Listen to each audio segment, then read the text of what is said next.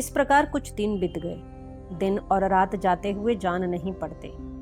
तब नामकरण संस्कार का समय जानकर राजा ने ज्ञानी मुनि श्री वशिष्ठ जी को बुला भेजा।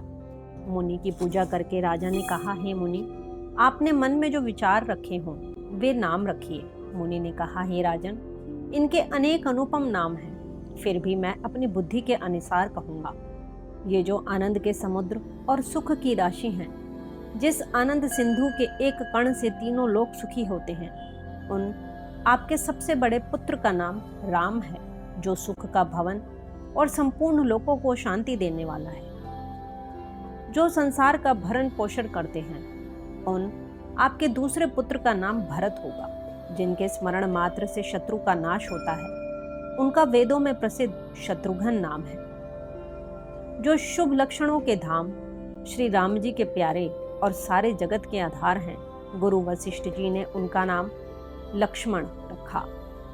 गुरु जी ने हृदय में विचार कर ये नाम रखे और कहा, हे राजन, तुम्हारे चारों पुत्र वेद के तत्व साक्षात परात्पर भगवान हैं, जो मुनियों के धन, भक्तों के सर्वस्व और शिव जी के प्राण हैं। उन्होंने इस समय तुम लोगों के प्रेमवश बाल लीला के रस में मुक्त सुख माना है।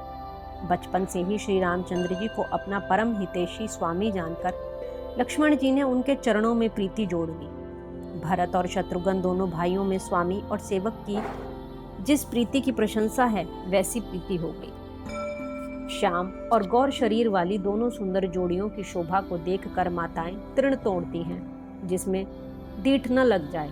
यूं तो चारों ही पुत्र शील, रूप और गुण के धाम हैं, तो भी सुख के समुद्र श्री रामचंद्र जी सबसे अधिक हैं। उनके हृदय में कृपा रूपी चंद्रमा प्रकाशित है। उनकी मन को हरने वाली हंसी उस कृपा रूपी चंद्रमा की किरणों को सूचित करती है। कभी गोद में लेकर और कभी उत्तम पालने में लिटाकर माता प्यारे ललना कहकर दुलार करती। जो सर्वव्यापक, निरंजन, माया रहित, निर्गुण, विनोद रहित और अजन्मा ब्रह्म है, वही प्रेम और भक्ति के वश कौशल्या जी की गोद में खेल रही है। उनके नील कमल और गंभीर जल से भरे हुए मेघ के समान श्याम शरीर में करोड़ों कामदेवों की शोभा है। लाल लाल चरण कमलों के नखों की शुभ्र ज्योति ऐसी मालूम होती है जैसे लाल कमल के पत्तों पर मोती स्थिर हो गए। चरण तलों में व्रज, ध्वजा और अंकुश के चिन्ह शोभित हैं। नुपुर, पैंजनी की ध्वनि सुनकर मुनियों का भी मन मोहित हो जाता है।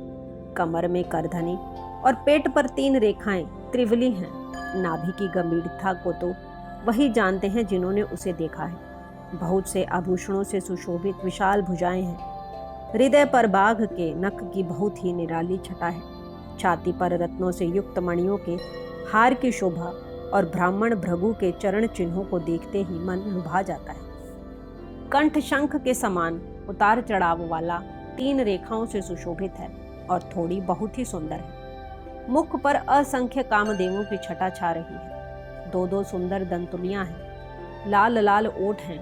नासिका और तिलक के सौंदर्य का तो वर्णन ही कौन कर सकता है। सुंदर कान और बहुत ही सुंदर गाल है। मधुर तोतले शब्द बहुत ही प्यारे लगते हैं। जन्म के समय से रखे हुए चिकने और घुंघराले बाल हैं, जिनको माता ने बहुत प्रकार से बनाकर संवार दिया है। शरीर पर पीली झुंझलियां, झंगुलियां पहनाई हुई हैं। उनका घुटनों और हाथों के बल चलना मुझे बहुत ही प्यारा लगता है।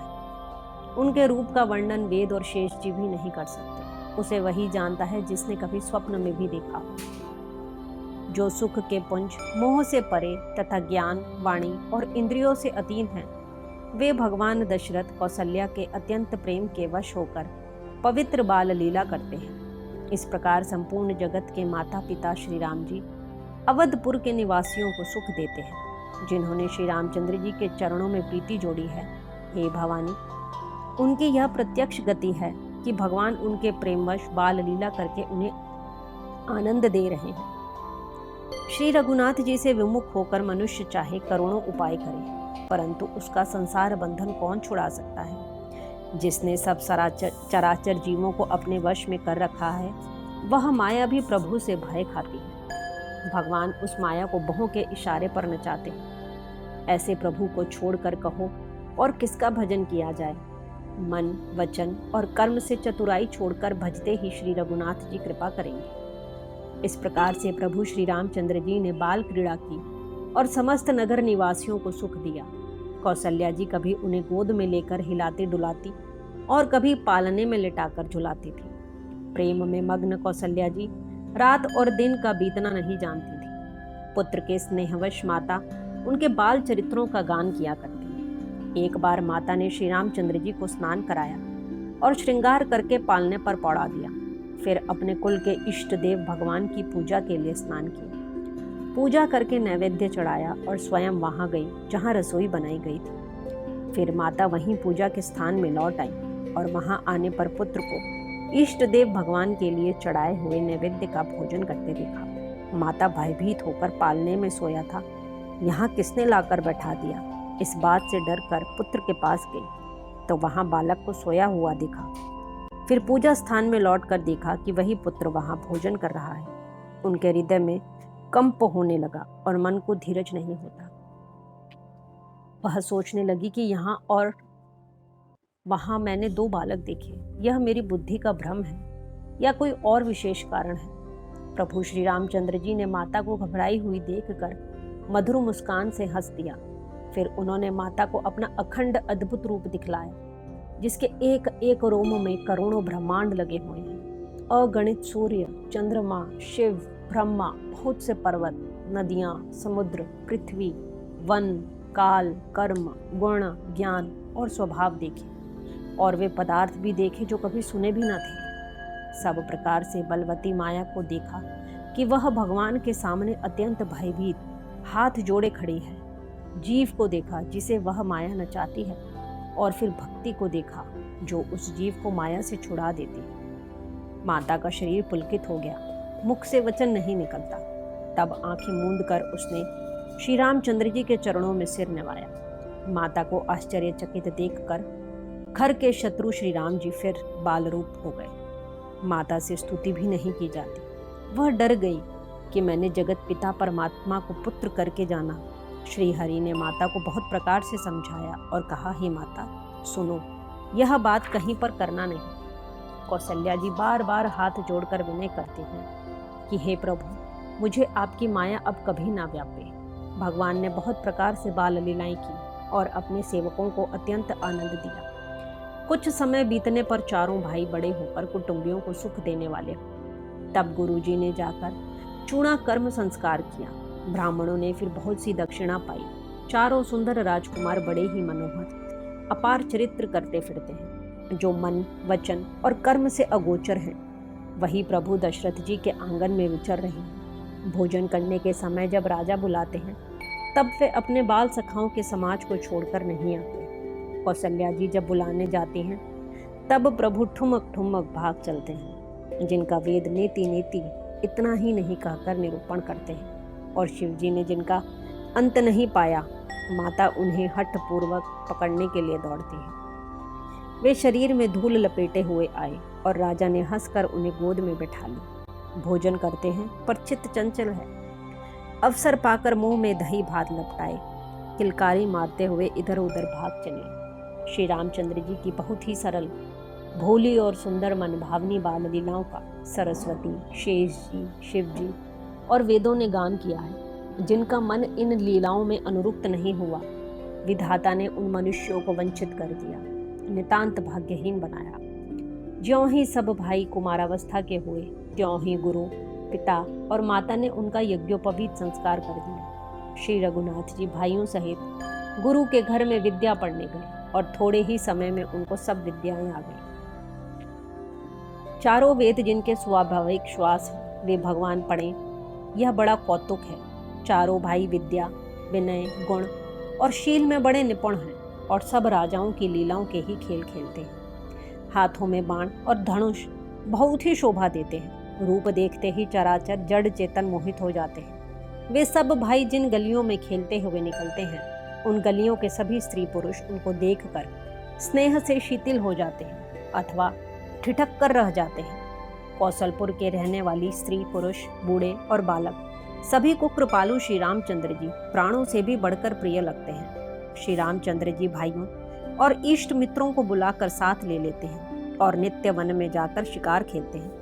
मन में पवित्र समझकर मृगों को मारते हैं और प्रतिदिन लाकर राजा दशरथ जी को दिखलाते हैं। जो मृग श्री रामचंद्र जी के बाण से मारे जाते थे वे शरीर छोड़कर देवलोकों को चले जाते थे। श्री रामचंद्र जी अपने छोटे भाइयों और सखाओं के साथ भोजन करते हैं और माता पिता की आज्ञा का पालन करते हैं। जिस प्रकार नगर के लोग सुखी हों, कृपा निधान श्री रामचंद्र जी वही लीला करते हैं। वे मन लगाकर वेद पुराण सुनते हैं और फिर स्वयं छोटे भाइयों को समझा कर कहते हैं। श्री रघुनाथ जी प्रातःकाल उठकर माता पिता और गुरु को मस्तक नवाते हैं और आज्ञा लेकर नगर का काम करते हैं।